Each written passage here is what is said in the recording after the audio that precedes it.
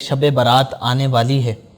تو اس میں سوال یہ ہے کہ آپ لوگ نئی نئی چیزیں ایجاد کر دیتے ہیں۔ شاید سائل کی مراد یہ ہے کہ حلوہ وغیرہ جو بنایا جاتا ہے یا اس طرح کی جو بات کی جاتی ہے کہ روحیں گھر پر آتی ہیں، تو کیا اس کی حقیقت ہے؟ دیکھیں، یہ تو بہرحال عجیب و غریب بات ہے کہ نئی نئی چیز ایجاد کر دیتے ہیں۔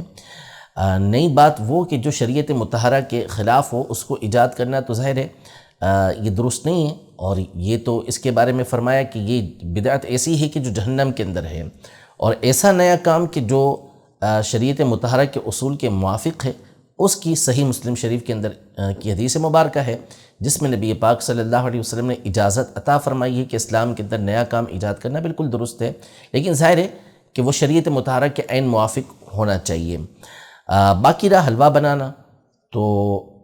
ظاہر ہے کہ مومن میٹھا ہوتا ہے اور میٹھے کو پسند کرتا ہے، تو وہ چاہے وہ شب برات کے اندر بنایا جائے، شب معراج کے اندر بنایا جائے، یا کسی بھی دن بنایا جائے، بنانے میں کوئی حرج نہیں ہے۔ جو اعتراض کرتا ہے وہ بھی حلوہ کھاتا ہے، جس پر اعتراض کیا جاتا ہے وہ بھی حلوہ کھاتا ہے۔ ہو سکتا ہے اعتراض کرنے والے زیادہ کھاتے ہوں، اور شاید جو ہے وہ بیچتے بھی زیادہ ہی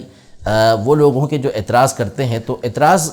جو ہے وہ اعتراض جو کرتا ہے اس کے بارے میں عربی زبان کا ایک مشہور مقولہ ہے کہ المعترض کالاعمی، جو اعتراض کرنے والا ہوتا ہے وہ نابینا کی طرح ہوتا ہے، اندھے کی طرح ہوتا ہے، اس کو بس اعتراض کرنا مقصود ہوتا ہے۔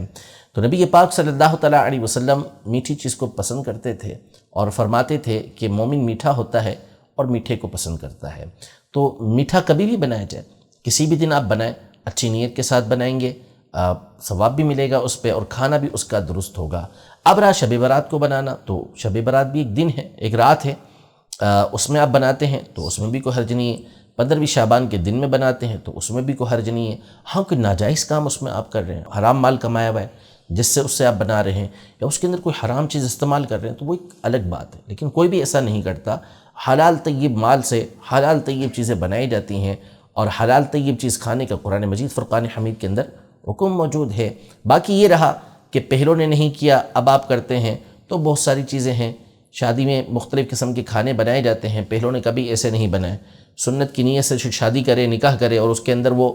بہترین کھانے بنائے، نہ صحابہ سے ثابت، شادی حال میں جس طرح ہمارے یہاں کچھ بھی نہیں، ایسا کچھ بھی نہیں ہوتا تھا پچھلے زمانے کے اندر۔ لیکن اب بڑے بڑے لوگ جو اعتراض کرنے والے ہیں وہ بھی اسی طریقے کے معاملات کر رہے ہوتے ہیں، تو پھر وہ بھی بند کر دینا چاہیے، حالانکہ کوئی بھی اسے بند